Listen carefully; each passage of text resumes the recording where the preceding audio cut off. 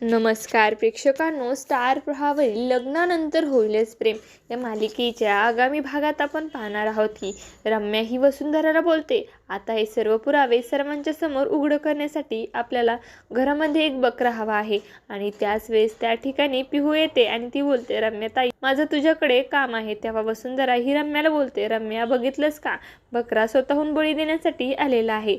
त्यानंतर आपण पाहतो काव्य ही पार्थला बोलते, मिस्टर देशमुख मी उद्यापासून जर काउन्सिलिंगला गेले नाही तर मग मी टीचरला काय वाटेल. तेव्हा पार्थ तिला विचारतो, परंतु तुम्हाला काउन्सिलिंगला का जायचं नाही.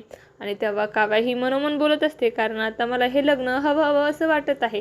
तर तिकडे आपण पाहतो रम्या ही वसुंधराला बोलते, ते सर्व पुरावे फोटो वगैरे व्यवस्थित ठेवले आहेत ना. तेव्हा वसुंधरा देखील बोलते, हो ते बॅगमध्ये व्यवस्थित ठेवले आहे.